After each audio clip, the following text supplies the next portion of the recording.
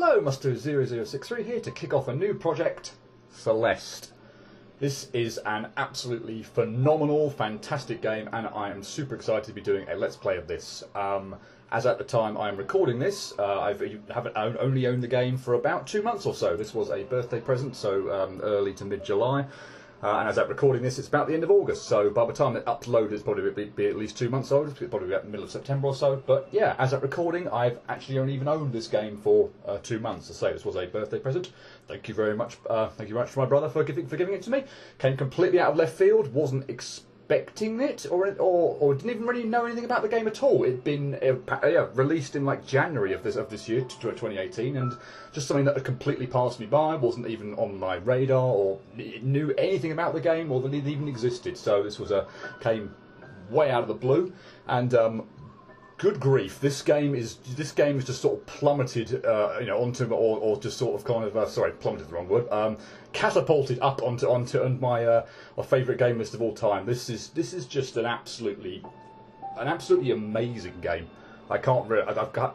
There aren't many people who've got too many bad words to say about it anyway, and I'm very much in that camp as well. This is just an absolutely phenomenal game, and yeah, so looking forward to getting into it. It's going to take probably quite a while, but I'm fine with that. I had so much fun going through it. For the most part, there were a couple of little hairy areas later on in the game, sort of doing some of the extra stuff. And I should say as well that this game is you could sort of approximate it to Super Meat Boy in some regards. And I started doing a Let's Play of that, and ultimately had cancelled it because I uploaded like one video. Because I hadn't finished recording all the footage I had for that, and by the time I got to like the Dark Worlds of Super Meat Boy, I was just like, this is just a train wreck of a Let's Play. I just can't do this. I'm either just going to go insane, or I'm just going to be cussing and swearing for like literally the whole Let's Play. So I was just like, you know what? I just cannot do a Let's Play of Super Meat Boy. If you've got the skill and the patience to do that and get through like areas without dying over and over and over and over and over again for a Let's Play, then all the power to you. But I just couldn't do it. No chance. But this one is different. I'm not going to breeze through these levels, no problem whatsoever. But I think it's much more tolerable. It's much less frustrating. And yeah, while there are certainly parallels you could draw to Super Meat Boy, I think this game is a lot easier for me to do a Let's Play of. Let's just put it that way.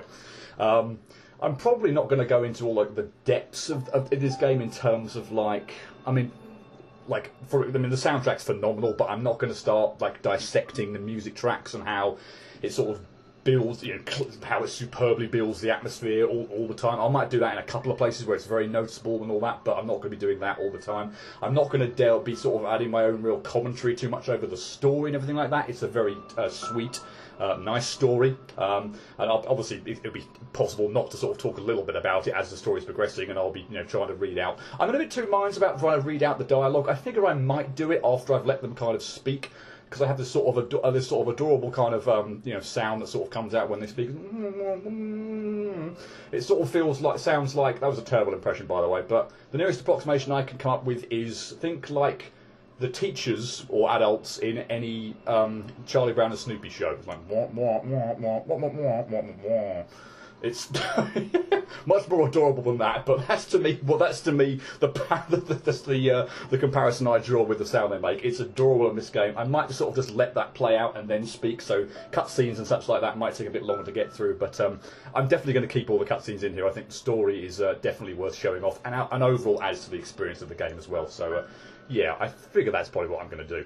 That's probably enough for introduction, so let's get on with the game. I will briefly just show off the options screen so you can see there's language setting. I'm playing this on a controller, by the way. I was playing Super Meat Boy on a keyboard, but yeah, I'm playing this on a controller. I did try playing this on a keyboard initially, but even though it's only got like 3 buttons or 3 things you can do, I'll come on to those in a moment as we start to kick the game off, I just could not find a keyboard button configuration that enabled me to do what I wanted to do. Like, I could do 2 of the 3 things fine, but then the third one was just always couldn't do it very well. So I tried moving things around, and then all of a sudden, it was a different 2 I could do, and the third one was always awkward. So controller was just so much easier. Yeah, you can play sort of full screen and different size windows and such like that. I'm not going to sort of muck around with too many of these settings. Music and sound as well, and a very nice little feature actually with the speedrun clock. I'm not going to bother putting that on, but it's per se because I'm not doing a speedrun or anything like that. I'm going to be put to shame by any people who sort of speedrun this game. Good grief! The speedruns out there of this game are just a sight to behold. They are just, you just can't quite believe people can be that good. but yeah, I'm certainly not speedrunning this, so yeah, I don't need the shame of having a speedrun clock on my game. So yeah, let's kind of delve into it. I'll just briefly show off my 2 save files here. So I won't be doing this like absolutely 100%. There will be, for example, you can see here on both these files actually 176 strawberries here, collectibles. There are 200 in the game, 25 of them are golden strawberries, and I will be getting 1 golden strawberry because I can, but I will not be bothering to get the other 24 because frankly, again, it feels like getting all the achievements in Super Meat Boy, like clearing an entire chapter without dying, basically. So I might be able to do like the forest in Super Meat Boy, clear that without dying, but like the Salt Factory, hell, just no chance. If you've got the skill and the patience to do that, all the power to you. I don't. So yeah, there are 25 golden strawberries. I'll be getting 1 of them, but I won't be getting the other 24. So it's not going to be like 114% completion like Super Meat Boy is, but it's going to be all the main levels, and it's going to be all the main strawberries. As you can see here on my initial save file, this time is probably a little bit over what it what it was, you know, completing it fully. I've done a few like test recordings and done a sort of bit of mucking around on that file. So the 27 hours and indeed the almost 6,500 deaths is probably a bit more than what it was, but I felt like I actually needed to do a second go through to see whether or not I wanted to do, or whether I felt I could competently do a let's play of this. And I think from that save file, you'll see there, you know, under 9.5 hours, almost a third of the time it took me to do it the first time through. Obviously, the first time through was blind, didn't know what was coming, and this wasn't. But yeah, almost a third of the time, and a very easily rememberable number of deaths I experienced on that save file. Complete accident, obviously. Wasn't checking in on the number of deaths when I completed the final level, but yeah, I figure that's gone sufficiently well that I feel like, yeah, you know what, some of the later levels and some of the extra stuff is going to be, once you complete the main game, is going to be difficult, challenging, but by no means impossible to the point where I don't feel like I could do a decent let's play like ultimately Super Meat Boy turned out. So that's enough of a preamble. Let's actually kick this game off. There is an assist mode to this game, but I won't be bothering doing it, or hopefully it won't be coming to anything like that. It does sort of put like a blot on your save file to indicate, oh, you've used assist mode at certain points in time. I've not used it in either of the 2 go-throughs I've already done, so hopefully shouldn't need it or shouldn't need it again this time. But yeah, I do like that as an option there. If you are finding the main game too difficult or finding the game too difficult, that you can make things easier. I think you've got all things like invincibility or extra dashes or jumps or something like that. So there's a range of actual different tools you can put on to make it like not just ridiculously easy. But yeah, I shouldn't need any of those. So let's get going. And as the save file there says, we've got Madeline. I'm going to be pronouncing her name as Madeline. I don't know whether it's technically Madeline, but I figure if it was, it would be L-Y-N at the end, not L-I-N-E. So Madeline. I probably won't be saying her name too much anyway, but yeah, that at least to me is how that name is pronounced. So we're going to go with Madeline.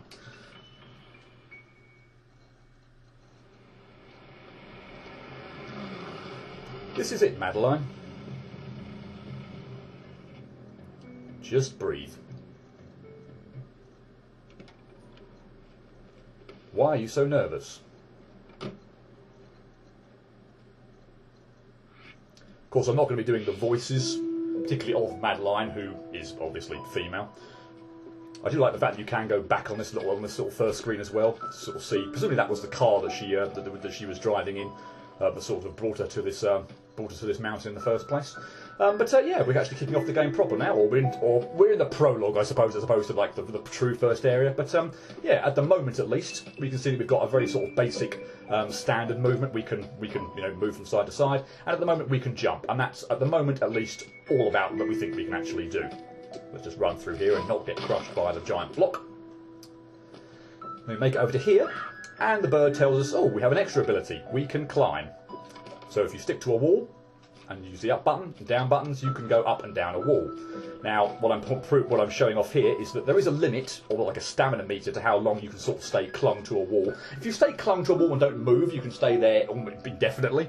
It's only when you exert yourself and actually move up or down that you start to tire. So yeah, that is going to be something that does come into play at various points in the game. Obviously, you have to be careful, particularly when climbing like a particularly long or a particularly high wall, then yeah, that you don't actually run out of stamina and that you end up falling down. So yeah, stamina meter is going to be something in the game that we have to think about and be wary of.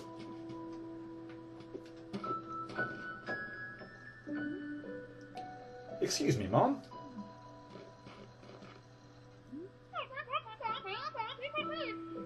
There's the voice. Hope you can. hope that comes out loud enough. The sign out front is busted. Is this the mountain trail? You're almost there. It's just across the bridge.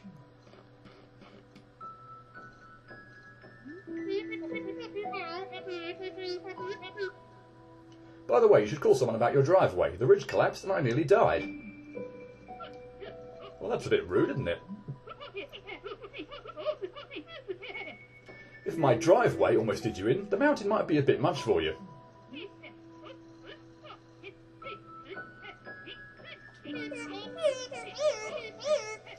Well, if an old bat like you can survive out here, I think I'll be fine. Suit yourself. But you should know, Celeste Mountain is a strange place. You might see things. Things you ain't ready to see. You should seek help, lady. I like her attitude. We'll get into the character of Madeline sort of a bit later on, but we can already see that she seems fairly timid, and I do quite like that about her. But she's not afraid to like speak her mind, and she can be quite, for want of a better word, spunky. Or she's got a little attitude. She's not afraid to dish it out as well, and I like that.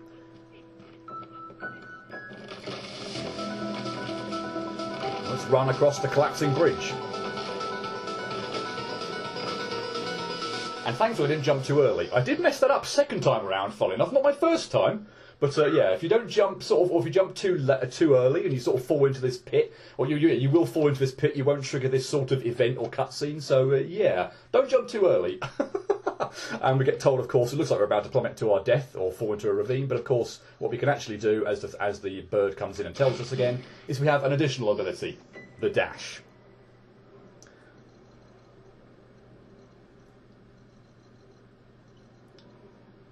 You can do this. And that is the prologue. So I'll be maybe trying to keep this as sort of like one main chapter per video, at least for sort of like the main game. Don't worry, that's not going to be the end of the gameplay. That was the prologue, so I will be going into chapter 1. In fact, let's do that now, the Forsaken City. So, yeah, we'll see how it goes time-wise. If I whiz through a chapter, then I suppose I could obviously do a bit more, but I'm not expecting that to happen because there are a lot of collectibles lying around, a lot of different paths to take, a lot of extra routes, and lots of areas I want to show off in the game. So I figure probably one chapter, prologue excluded, is probably enough per video, but yeah, I guess we'll just see how it goes. Let's kick off chapter 1, the Forsaken City. To Madeline. Select save and quit from the pause menu anytime to take a break. You'll resume from the same screen and you won't lose any progress. We do get these sort of like little post-it note kind of things, or postcards I suppose, from the start of each chapter, I guess just obviously show off some of the features of the game. But it also sort of tells a little bit of a story, I think, as we're going along as well, in terms of like, Madeline's mental state, or just offering encouragement as well, which is again a really nice touch. We'll see that sort of much more throughout the game as it goes through. But yeah, I think even just those little postcards at the start of each level are a really nice touch. So now we're at sort of our sort of full capabilities, and as I say, there were, as I was talking about when I was talking about the keyboard, we've pretty much got our three movements set in stone, or 3 things set in stone. So I say we can move. Obviously, well, I say that's probably not one of the 3 things, but yeah, we can jump, we can ledge grab, and we can dash. And those are going to be our pretty much 3 main mechanics throughout the area. There are some additional moves you can pull off, which sort of come later in the game. I'm going to try not to use those during the main game because, I mean, it's fantastic you can come back to the earlier levels and speed run or use those techniques to get through. But at this point in time in the game, obviously on the first time playthrough, you don't know you can do them. So I'll try not to use them until we've actually reached that time in the game where the game actually says, oh, by the way, you have this extra ability. I think for 2 out of the... I think there are maybe only 3, I forget exactly how many there are, but three immediate ones spring to mind. 2 of the 3, almost definitely, you sort of have to go really out of your way to do. One of them, less so. I might accidentally do it a few times, mainly going to be in Chapter 2, but so if that does happen, apologies, but yeah, I'll try and avoid it where possible. And I think this is the first one anyway.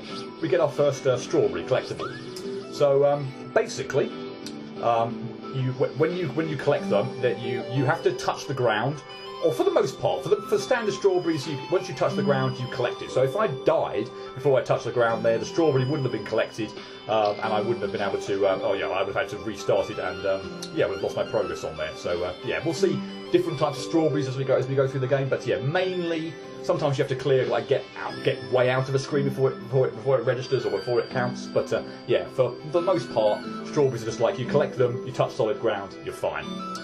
We saw a spring over there, which is going to be a bit difficult for me to now maybe get back through and just sort of show something off. Oh, I can get through. Okay, fine. So basically, the spring works like a normal spring.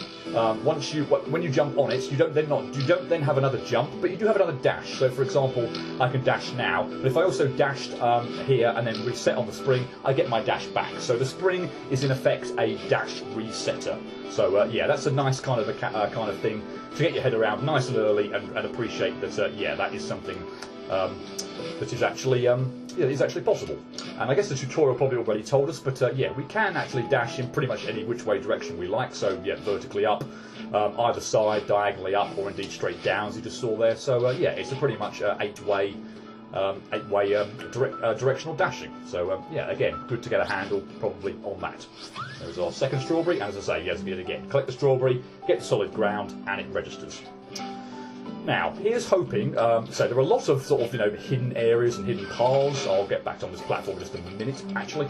But I'm hoping I can get everything sort of, on a first go through in most levels. I'm deliberately going to not do it in some of them, because I think it's kind of like branching paths, and it's a bit difficult anyway. Something in Chapter 2 I want to show off after the fact anyway, because it's quite good to see it kind of fail and then come back and succeed on it. But yeah, there are lots of hidden areas, and it can be quite easy to miss things. So yeah, if I do, I'll also just pop back to the level after we've finished going through it for the first time, and we'll collect everything I miss. So yeah, if I do miss something, apologies, but yeah, I'll definitely be getting everything I can do, apart from the golden strawberries, as I just said. But yeah, here we have these platforms, and they sort of fling you across. There's something, that might be, or maybe didn't show off very, very good there, but yeah, we'll soon learn that momentum is going to be a key on those platforms. And I suppose I'm probably going to show off a death here, because I can't actually get off the screen, unfortunately, without getting back. But yeah, you see that strawberry has wings. So if I dash, and I don't get the strawberry, then the strawberry disappears and then doesn't return. So unfortunately now, since I can't reset and go back to the previous screen, I'm going to have to die in order to recollect that. Don't worry, I'm not obviously trying for a no-death run or anything like this at the moment. But yeah, the strawberries with wings were sort of taught quite early. Well, I guess yeah, this is the third one. We're taught quite early that yeah, you can't dash, otherwise they disappear. Obviously, if you dash at the point where you're going to collect it, then that's fine. And sometimes you'll actually have to dash in order to trigger the strawberry to move up and then rush to get it. But again, for the most part, strawberries with wings, yeah, the dash, yeah, if you dash in a level and don't sort of immediately collect it or get into a position where you can collect it, it'll fly off and you don't get it. We're also introduced at this point in time to these platforms here, which sort of crumble, give way, but also respawn in as well. So if I did mess up, so for example, if I got down there and messed up and couldn't get back up, it's not like I'm permanently stuffed. I just have to wait for the platform to respawn in again, and then I can progress again. And I think this is ultimately our first branching path. The main way we want to go is over to the right on that platform, but yeah, we're going to head over to the left-hand side because there is an optional strawberry over here. I think this path is today just completely blocked off and there's no real reason to go up there at all, but yeah. Now we start getting into probably a few more likely trickier manoeuvres. I wouldn't exactly call that too tricky, but yeah, we're starting to get into a bit more sort of like, narrow paths and spikes sort of a bit more all over the place. So yeah, the difficulty is starting to already, not substantially by any great degree, but yeah, go up a little bit. And here we can see this platform, and as I say, momentum is going to be a key here. So if I reset that, wait for it to go down to the bottom, you can see there that I got a huge lift, as I jumped off that platform with the, or when it was going up. And yeah, momentum actually carries me up forward. I obviously can't jump that high normally, but yeah, the momentum of the platform there enables me to get a bit of extra distance on a jump. Go over here, we'll break apart that block. Try and be a bit careful here. Again, momentum sort of sent me flying over there. I didn't need to go. I didn't need to go that speed. I thought it would be just kind of cool to do it though. So yeah, use that platform to get over to the right hand side and collect yet another strawberry. So we'll get out here, head up, and again branching paths. So this time we'll go off to the left, and we get introduced to another gimmick. So anyone who's watched a lot of me knows, you know, I do an awful lot of I Want to Be the Guy fan games and such like that. And yeah, double jump replenishers are a big thing in those games, and here we have a dash replenisher. So yeah, basically you use your dash, you hit that icon, and yeah, your dash gets reset. So yeah, I don't think it really matters here which way we go. We could actually go both ways here, so I might as well just do this bit first actually. So we'll head up here first. Spring on the floor there, careful not to hit that, otherwise of course you'll career into the spikes.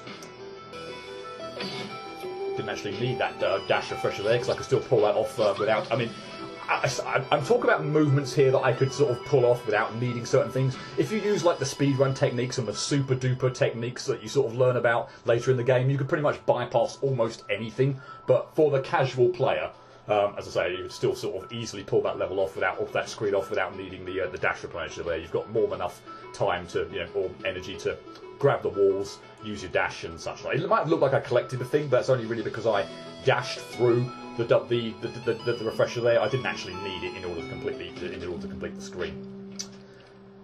Anyway, yeah, we fall down here and we get introduced to this character. So yeah, let's talk to him and see what he's got to say.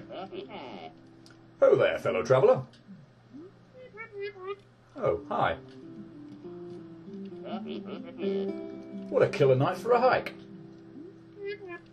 I guess so. This place is so crazy. I kind of can't believe it exists. Not the easiest climb, is it? But I guess that's what I was looking for. Whoa, that sounds pretty serious. I'm just happy to see another human in such a lonely place. I'm Theo, by the way, an adventurer from a far-off land. Not much of a talker, are you? Mysterious lone wolf type, I get it. I'll just imagine some dark backstory for you. And we can actually talk to him again just to get a little bit of extra dialogue, so I think we'll do that. Hey, sorry, I'm Madeline. I've got a lot on my mind. Well, Madeline, I'd say you've come to the right place. I'm freezing my toes off, but I can't imagine a better place to be for some quiet reflection. Yeah, maybe you're right. What far-off land do you hail from?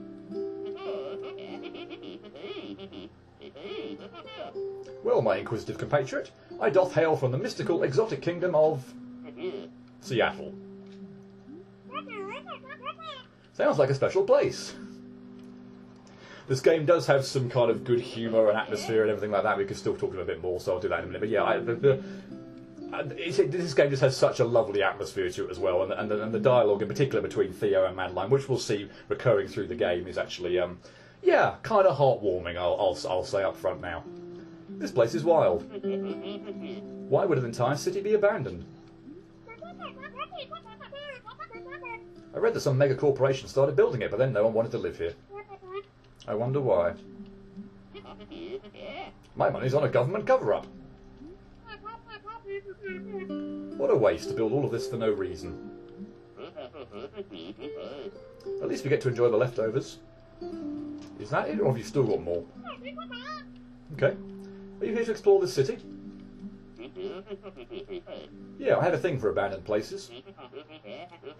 And I like to think of myself as a budding photographer. Oh, really? Cool. Do you have a blog or something? A blog? Madeline. Everyone uses Instapics now. I'm Theo Understars. Look me up. I figure when the conversation is completely dried up, I don't think he'll have that sort of speech bubble above his head anymore. So, as I say, I don't want to miss any of the dialogue here, because I do feel like this adds so much to the game. So hopefully this isn't too boring, but yeah, I'm going to be cycling through as much dialogue as I can here, because I feel like this is... And again, because it's actually been quite a while, so my second playthrough, I just sort of skipped these cutscenes, didn't really listen to them, because I'd already played them before. But it's actually just, just nice to actually, for myself even, just kind of go back and see what these characters are all saying and talking about again. This terrain is pretty tricky. Are you turning back soon? Nope, I'm heading for the summit. I can really see the determination in your eyes. It's inspiring. If you say so. I bet you could make it to the summit too. Maybe. I don't really care about reaching the top, to be honest. Oh, but I heard there are some legit old ruins up beyond the city. Like 1800s legit. I know it's risky, but I have to see them for myself.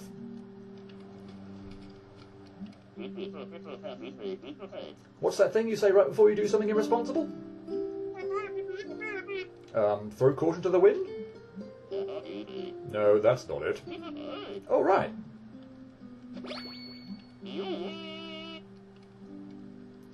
I won't even attempt to say that. We'll just let let Theo do it for me. I think that is it. So yeah, we have exhausted all the dialogue now. So yeah, time to move on. But yeah, we're introduced to Theo, who is going to be one of the sort of the characters that we recurringly meet during our attempted ascent up Celeste. So moving on, we'll finally go over here. And we'll make sure we don't miss this. Break apart the wall. Hidden strawberry. Yay. Okay, now we come to a little bit of a tricky manoeuvring down that area there. You probably want to sort of just grab the wall and just sort of lightly tap the jump button to get off there. But yeah, it's still not too difficult. Sort of nice house in the background here. Don't believe you can interact with it in any way, shape or form. But yeah, it's still nice. But it's there. Can I pull that off? I can. Nice. Let's say again, that's not like insanely tricky, but still, first off, it's not too bad. And again, using the momentum of the platform and the vertical dash, to get me up to this area. I figure we're going to go down through here. Yes, so we want to go up. We'll go up here. We'll get that out of the way. I don't think I've done that very well, so let me try that again. Oh no, there were no spikes like directly below me, so I think I'd have been fine there anyway. So let's grab that. Then we'll grab the other side of it. And go up that way. Cool. Head over here. This looks like a very sort of odd area. There's a strawberry over here. And there's also sort of one of the kind of extra collectible things through this area. Did I miss something? No, it's doing it now. Okay, so yeah, this is where we get sort of one of the collectibles. So the thing you want to pay attention to are the direction of the way these birds are dashing at a particular point in time. So again, my colour recognition is sort of terrible, but I'm just going to say like the red one, for example, because I'm pretty sure that is red, is going diagonally up to the right. So yeah, that's what we're going to want to dash in that direction. But you can see the computer here on this sort of satellite dish. It's sort of, I'll leave it one more cycle, but it's sort of flickering off for a long period of time, and then a series of colours are flashing up. So we'll wait for it to recycle, and then we'll go. So the first one was sort of the light blue or the whitish kind of one, which is dashing vertically upwards. So we'll go up and to the right. I think the next one, then let me just have a look at the colour. Again, this is the one that's going to cause me problems, whether it's sort of the pink or the blue one. I think it's the sort of the pinkish one, so I think it's going to the left. So yeah, we'll dash left. Careful not to dash off the platform there, otherwise you have to reset and do the whole thing again. If I've got the colours wrong here again, then I'll just reset it. Okay, so that's the different sort of bluish one, or the one that looks like blue to me, which is down to the right. So let's do that. Next up is the red one, so that's up and to the right. And then we've got the sort of first bluey one, which was to the left, and then up and to the left for the sort of yellowy one. And indeed, it was correct. Good. So yeah, follow the colour pattern of the computer terminal with the direction the birds are dashing. Dash through the heart, and yeah, we get our first collectible, or sorry, we're not our first collectible. We've been collecting strawberries for however long now, but yeah, we get our first heart. Pointless machines. So yay. With that out the way, we'll move on. the hearts will sort of become a bit more apparent, like as to what purpose they function a bit later on. But so yeah, I'll leave them for sort of now. But yeah, basically there is one heart per chapter, or you get yeah, ideally you're going to want to collect them all. But yeah. I don't think there's anything else around here. So the thing is to say, because this does have sort of like, you know, lots of paths and you know, and things that are often hidden, like this thing up here, it can be quite easy to miss things. So yeah, it can be it can be a thing. Just making sure that you do indeed get all the collectibles. As I say, I'm sure that I might actually miss one.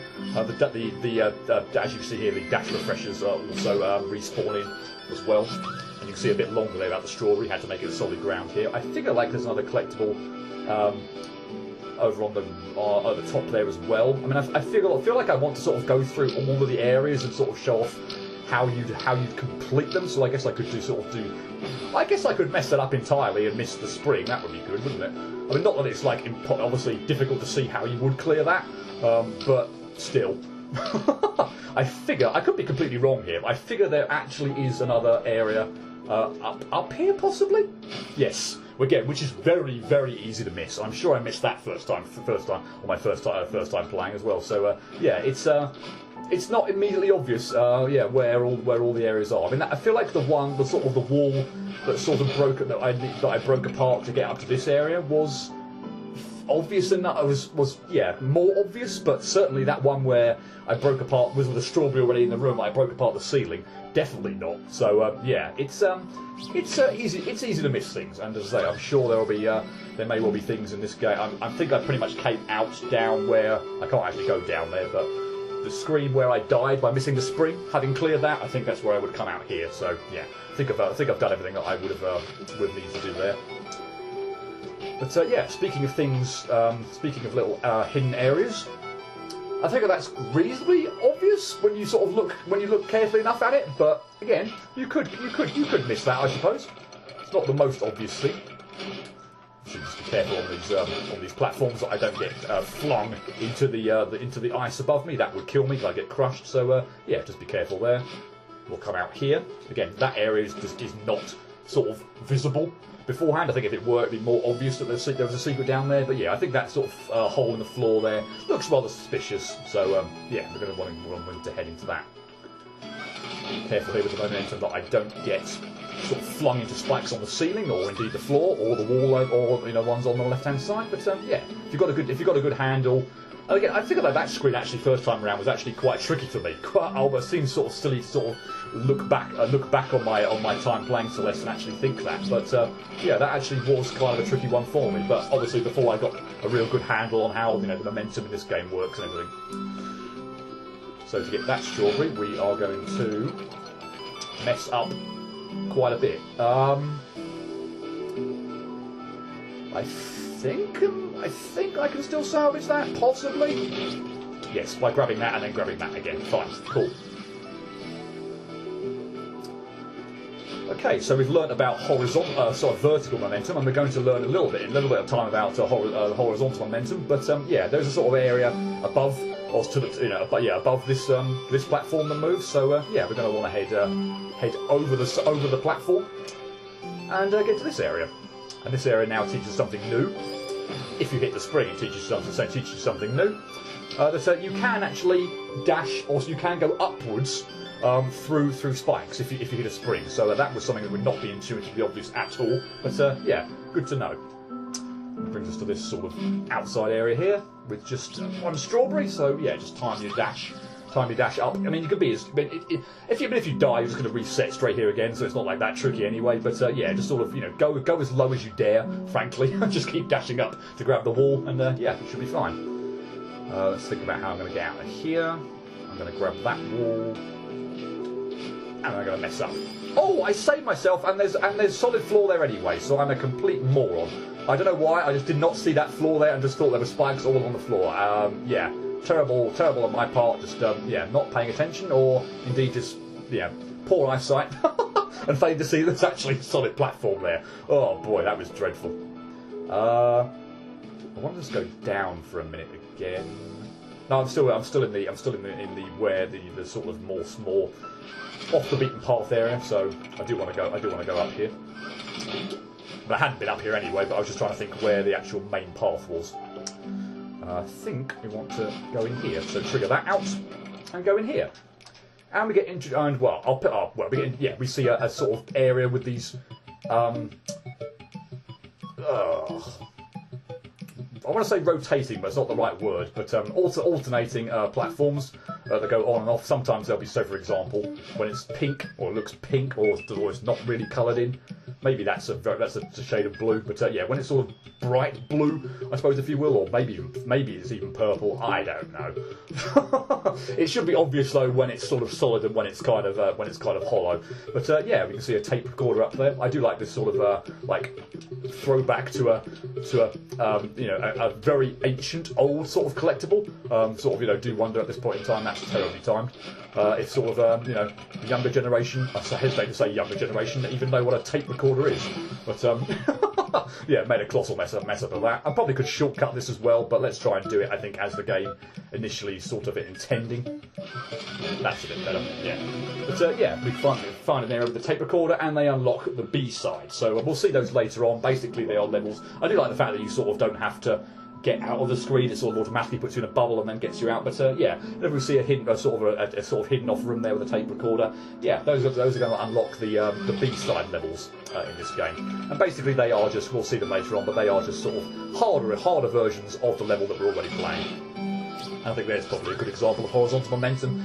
But yeah, without pulling off a super technique, I don't believe there's any way you could get across there without actually using the sort of the horizontal momentum of the game. So again, and I've probably not been maybe paying homage or paying tribute to the game in how it's been doing this previously, but I love the way it teaches you all these mechanics in sort of easy to understand ways whereby you can't really get past an area or can't get by an obstacle without learning it, but everything you're sort of doing feels intuitively obvious anyway. I mean, the concept of momentum is sort of obviously just something that occurs in the real world anyway, so, it's, yeah, I like that the game teaches you those sort of things in easy to understand initial areas, and then sort of, obviously hikes up the difficulty a little later on.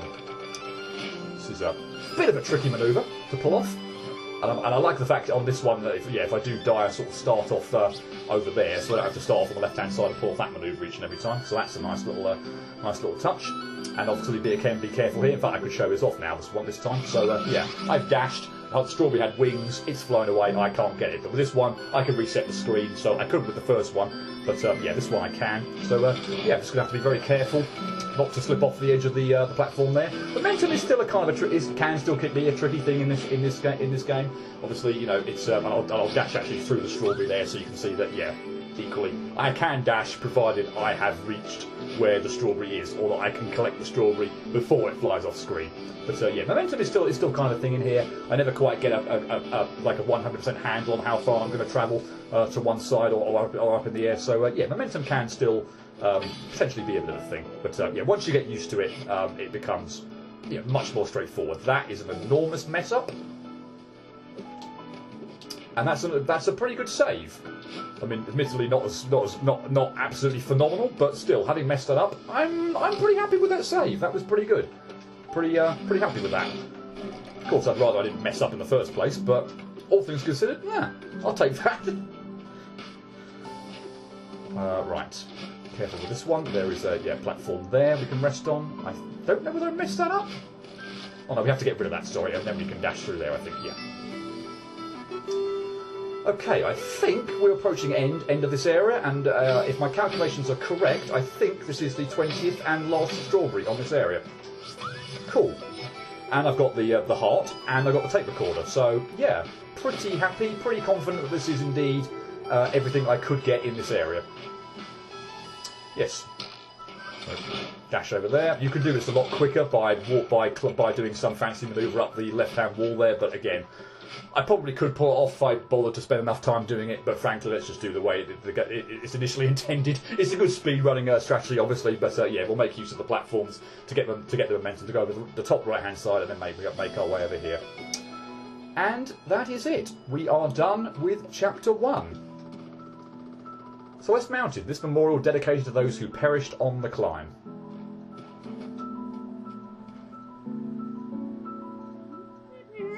Ugh, I'm exhausted.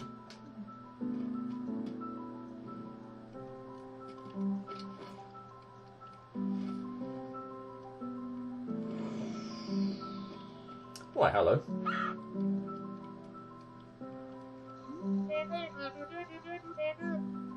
This might have been a mistake. I feel like that's a fourth wall break there as well, which is a nice little touch.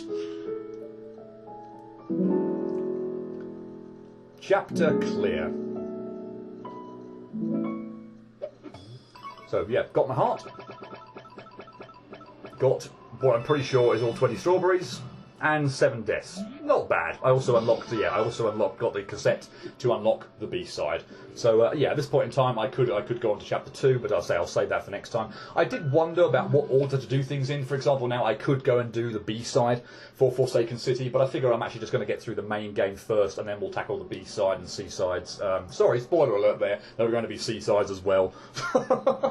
But yeah, perhaps, well, maybe not too unexpected. I don't know, but yeah, there will be. We've already seen B-sides, but yeah, there will also be C-sides, which are, since I've already got into spoiler territory here, ridiculously difficult versions of levels, but they are considerably shorter, like three or four screens or so. So yeah, they're not like full-blown on levels of, like 20-30 screens per level. So they are, yeah, much more difficult, but you only have to clear like 3 screens. I think it's 3 screens in pretty much, it might be three screens in pretty much all of them.